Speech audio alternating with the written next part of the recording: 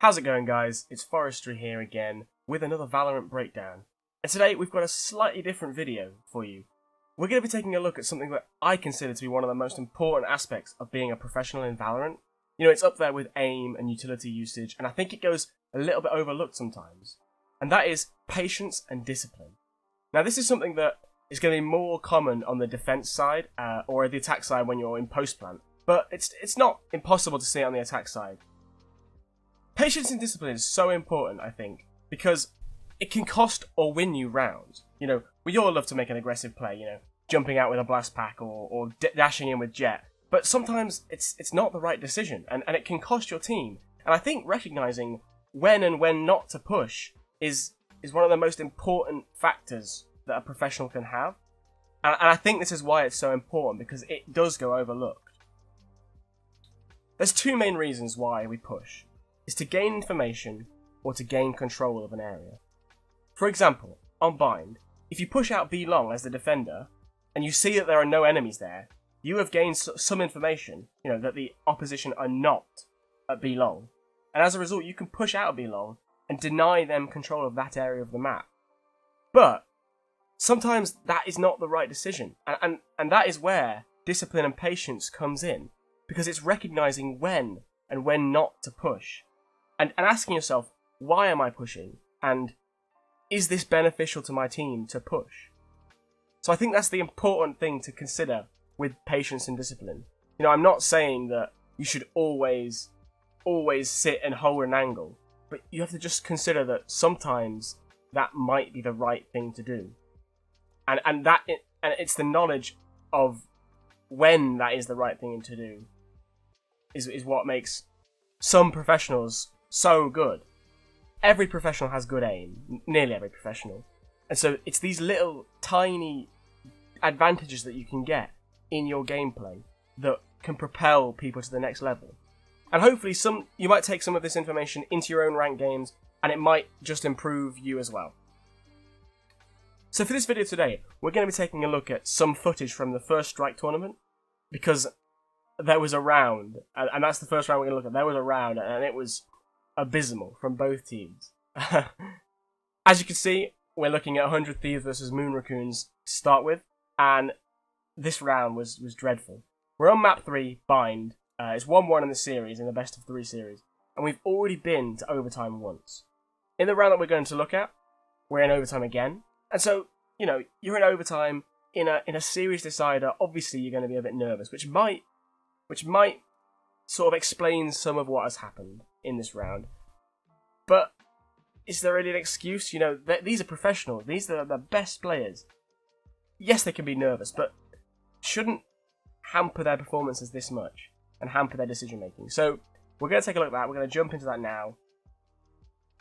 So we're in round 26 now. Overtime match point. 100 Thieves have to win this to win the game, to win the series.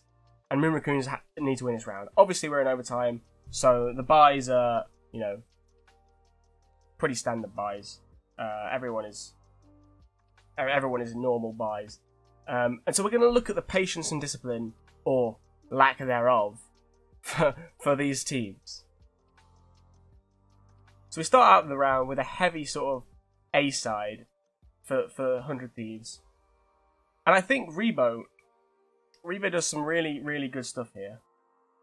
So Rebo sees the dart come in and then gets smoked out, which I think is a mistake by 100 Thieves. Why on earth are they throwing a dart? Why on earth are they throwing the dart here and then covering the dart with a smoke?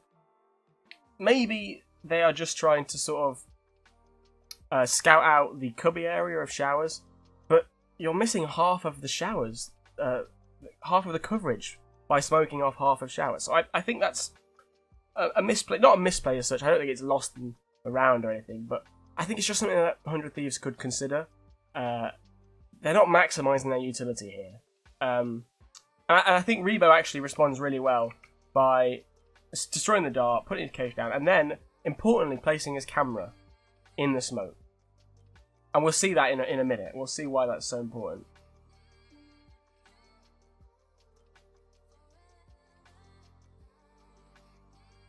This aggression has caused 100 Thieves to rotate over to A. Moon Raccoons to rotate over towards A, and so they have more backup on A, and this is why maybe it's potentially even worse.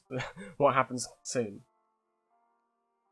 100 Thieves have rotated away towards B, but there's still Steel pressuring Showers, so there's still the awareness that there might be someone here. So this is. I want to look at this specifically. So 100 Thieves have rotated away. Not that Moon Raccoons know this specifically, because Steel is still here pressuring. You know, he was making a noise, shooting, and so there's still the knowledge that there might be someone, there might be some aggression here. And so Rebo decides to push in to Showers to look, which I think is his first mistake. Why on earth is he pushing into Showers when he has a camera there? He literally has a camera to get the information, so he does not need to push for information. He doesn't need to push for control, because as far as he knows, the whole of 100 Thieves are still there. There's still at least 4 players there. Or, he heard them rotating away, and there's at least 1 player there, but if they've rotated away, why do they need control of this specific area? I don't really understand why he's pushing in. Unless his camera doesn't control this area. But if it doesn't, then it's not a very good camera. So, I think this is his first mistake. It's especially the mistake. He's pushing in on his own, solo. There's 3 other members on site. Call to one of your teammates. Push with me. Push with me so you can trade me if I die. I think it's just unnecessary. And we'll see that in a second.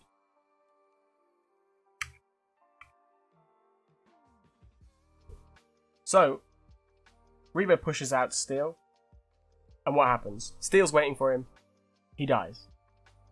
He doesn't need to push. There is no need for him to push. Steel cannot get onto A site with 3 other members.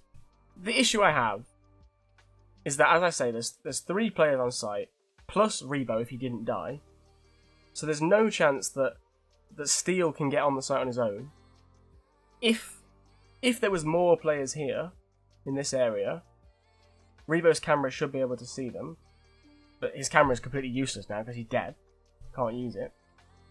I just don't really understand why he's not holding an angle on site and just looking to pick up some kills when 100 Thieves try an entry. If they try an entry, which clearly they're not going to. And now, Moon Raccoons are left in a 4 versus 5. And it's so much more integral as well to the defenders at this point. Is it worth putting the attackers in a 4v5 when the attackers at this point have all the control, especially as Moon Raccoons are so split now? You've got 3 on A site and 1 on B site. And you would have had 4 on A site and 1 on B site, but if there's 4 attackers, they're still going to hit B. 4 versus 1 onto B. So is getting that pick on Steel worth it? I don't think so. I think it's more worth it to keep yourself alive so you can continue to use your utility, you can continue to use your camera to get information. You know, he doesn't even need to be on A site. He can just use his camera and Showers to get the information and communicate to his team. Look, there's 4 players coming through Showers, and we can react to that, but he doesn't do that, and he dies. And if he wants to push out, he needs to at least take one of his teammates with him, because it's just so risky. There's not enough reward for the amount of risk that he's put himself and his teammates under. And so I think this is a terrible play from Rebo, and I think that it's going to be something that he needs to change for the future. Look, I understand. I mean, the caster said it in the game.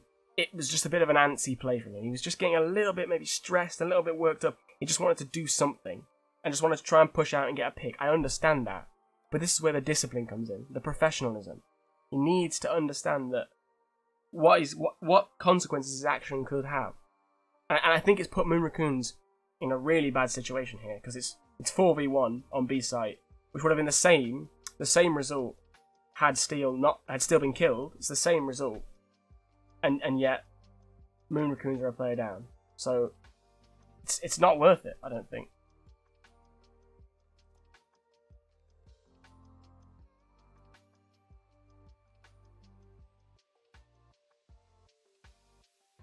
So you can see this is a standard take. You know, Hiko's using his drone to get onto site. Mr. Fiend dies to a steal again on A site. But Alexander picks up the kill. So that's decent. This is another situation that I'm not sure about. Here I'm not sure about. Profi has tried to push here through his own team's smoke into 100 Thieves players. I'm not sure why he doesn't just sit on the site and hold an angle. You know, he can hold a crossfire with his teammate, with the Omen, who's here. But instead he's decided to try and get control of B long and push out, which I don't know whether that's a good idea or not.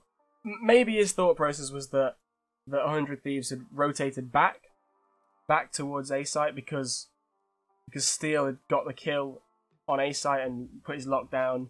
But he shouldn't. Profi should not think this, because Alexander, as we saw, picked up the kill onto A site. He picked up the kill onto A site, onto Steel, and he would have seen if there was more players on A site. He would know. And the fact that Alexander is rotating back from A to B suggests that the team knew that 100 Thieves were hitting B site. And so why on earth is Profi pushing out? Why on earth is Profi pushing out into 2 players from 100 Thieves? They know at least Hiko is coming from Hooker.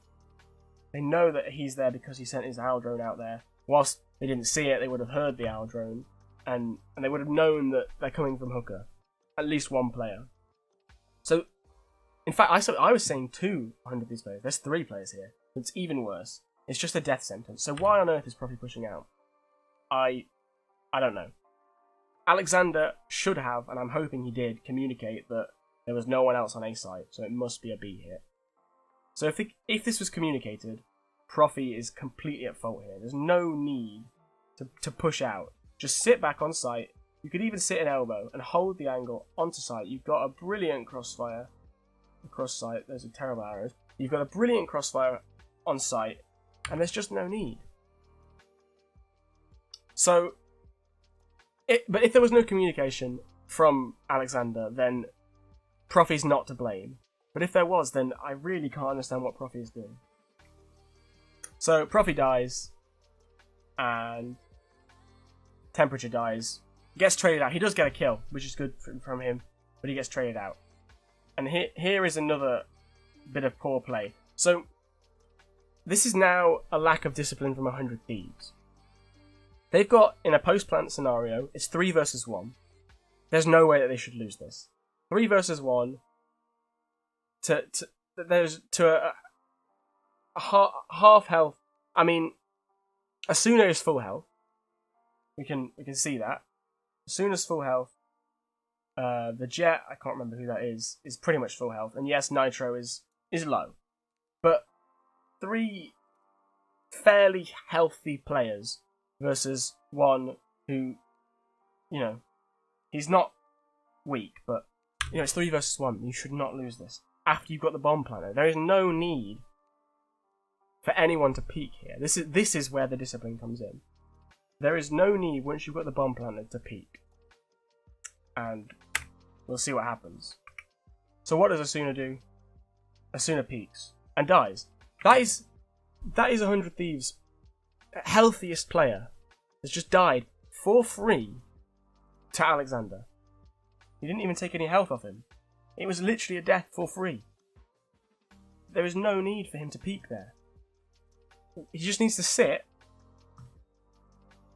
He just needs to sit in garden and just wait until he hears the bomb plant. They have a great crossfire. They have a Jet in elbow, and Nitro is sort of on the site, but I'd like to see him go into the cubby maybe, or even back into Hooker, but there wasn't really enough time after Alexander was on site. So you've got a crossfire of 3 players. Alexander has to defuse the bomb. He can't try and kill you all because you will just peek and kill him. So he has to defuse the bomb. So Asuna dying is awful, and I think it costs 100 Thieves the round here, and we will watch this play out. So again, Nitro peeks. There's no need for Nitro to peek here again. Just hold a crossfire. You have a great, as I say, you have a great crossfire from Elbow and Cubby on site. You could just hold that cross and wait for him to defuse the bomb. He has to defuse the bomb. And so you can just peek and kill him. So ultimately Nitro dies, and the Jet has to push through, Dicey has to push through the wall, and dies to the wall. Which I actually don't think is an awful play. People were flaming him in the chat for this. He has to push. Alexander's going to defuse the spike. There's not enough time for him to go around or wait for the wall to fall. And he has to push through, and he dies to it. And it's on his team. It's on his teammates. If he had even one teammate still alive, I think the round was completely different. But if Asuna hadn't died, 100 Thieves win the round and win the series. 100 Thieves did ultimately win the series, but it was far too close. It could have been a lot less close. You know, the game would have been over now, and they wouldn't have to play another 2 rounds of overtime. So I think it's really poor from 100 Thieves, and initially really poor from Moon Raccoons. But Alexander did a great job at popping off at the end of this round. So it just shows that in defense situations or post-plant situations, you really need to consider whether it's worth pushing out. I mean, Asuna's a great example. He didn't need to push out. You know, Alexander hadn't pressured the bomb.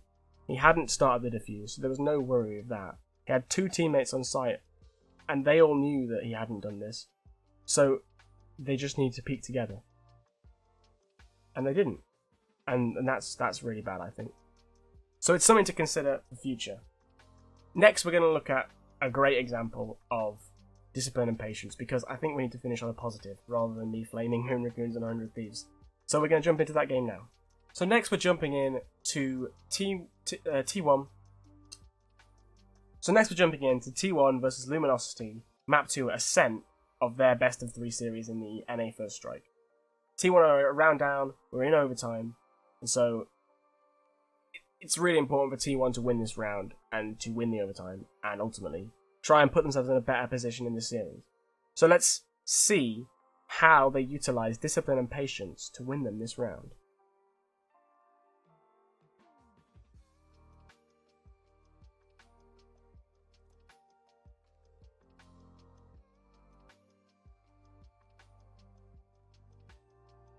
So they're making some moves up mid. I think they're doing a really good job of hugging the right-hand wall for them, so that they can't be seen by the Jet who's peeking from spawn. Skadoodle gets the great opening kill, and they push through market to attack the weak B site. I mean, I don't know if it's a read or not, but they knew that this site was weak. Skadoodle picks up a trade kill onto for AZK onto KZ, and they get the idea that the Sova is on site. I think they picked him up with a dart, but I'm not sure.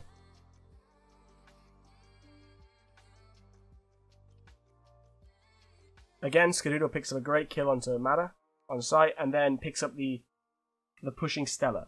And this is the important aspect. This is what's important to remember, is that Skadoodle is now on a 4K. He is on an ace. Skadoodle has come off a pretty rough time.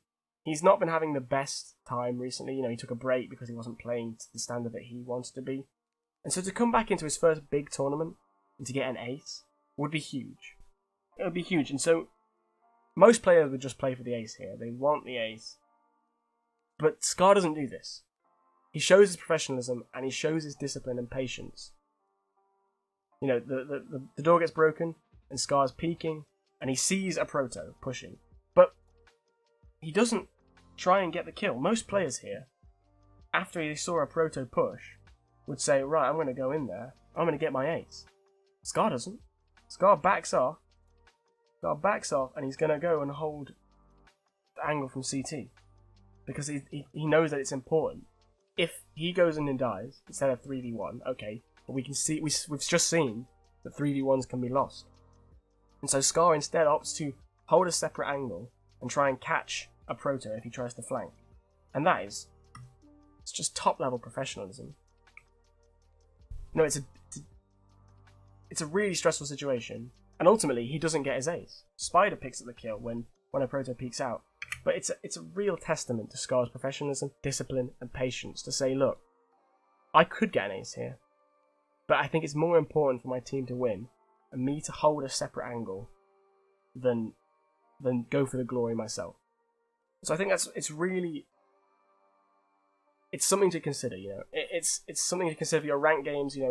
Yes, it's about personal glory, but sometimes you need to put the team above yourself, and that is what these top professionals do.